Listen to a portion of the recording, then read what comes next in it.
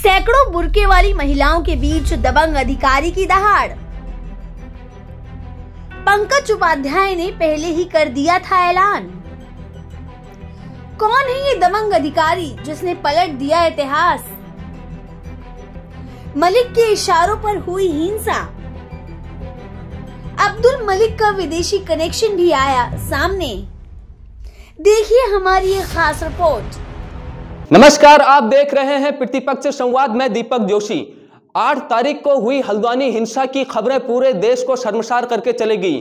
पूरे देश को इस घटना ने हिला के रख दिया था। लेकिन आज हम बात करेंगे उस अधिकारी की जिसने अतिक्रमणकारियों को हिला के रख दिया था। जी हां, हम बात कर रहे हैं हल्द्वानी नगर आयुक्त पंकज उपाध्याय की। जिस समय हल्द्वानी में हिंसा हुई उस समय अपनी टीम के साथ पंकज उपाध्याय ही उस अतिक्रमण वाले स्थान में गए थे और उनकी देखरेख में ही यह अतिक्रमण हटाया जा रहा था।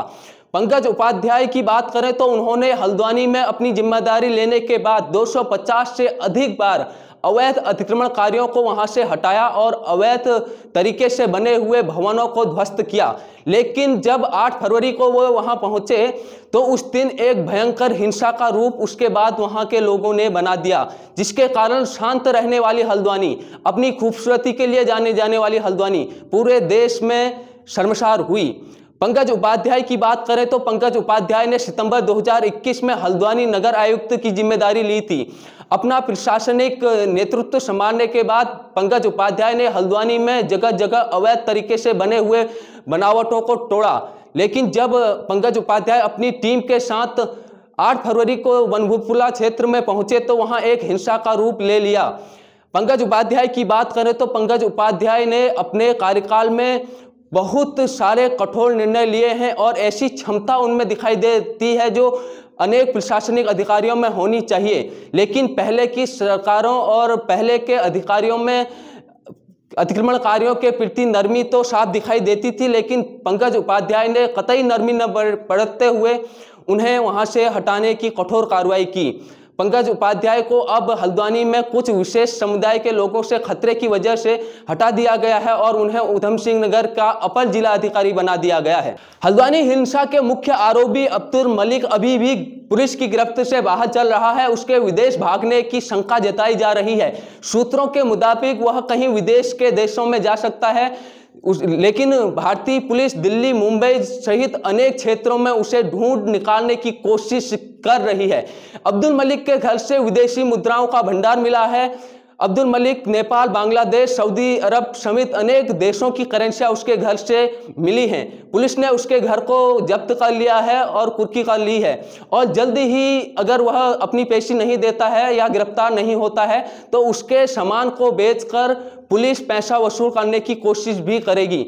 अब्दुल मलिक के ही नेतृत्व में हल्द्वानी में हिंसा हुई थी, जिस कारण से हल्द्वानी में महिलाएं, बच्चे सहित सभी लोग पुलिस पर पथराव कर रहे थे, जिसके कारण 100 से ज्यादा पुलिस वाले घायल हो गए थे और पूरे हल्द्वानी का माहौल खराब हो गया था, जिसके कारण पूरे उत्तराखंड सरकार में तक हलचल मच गई थी और पूरे देश में उत्तराखंड में बस रहे इन अतिक्रमणकारियों को कैसे भगाया जाए इसकी तैयारियां और जोर जोर से की जाने लगी। आपको बताएं कि हल्द्वानी क्षेत्र में पिछले कुछ सालों में भयंकर अतिक्रमण हुआ है, जिसके कारण हल्द्वानी की जो एक क्षेत्र की स्थिति की जो मान्यता है, जो वहाँ की विशेषता है, उसको खतरा नजर आने लगा है।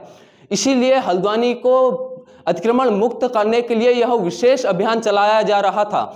सरकार का सख्त निर्देश है कि उत्तराखंड में जितने भी अवैध तरीके के घर या धार्मिक मान्यता वाली मंदिर मस्जिद बनी हुई हैं उनको तोड़ दिया जाए, लेकिन यह किसी भी मजहब के खिलाफ नहीं है। इसमें अनेक मंदिर और हिंदुओं के घर भी तोड़े जा रहे हैं। यह कार्रवाई केवल हल्द्वानी में नहीं, उत्तराखंड के अनेक जिलों में की जा रही है, जिसमें अतिक्रमण को हटाया जा रहा है। लेकिन जब उस दिन पुलिस वनपुरपुरा में पहुंची तो वहां इस अतिक्रमण हटाने की कार्रवाई ने हिंसा का रूप ले लिया।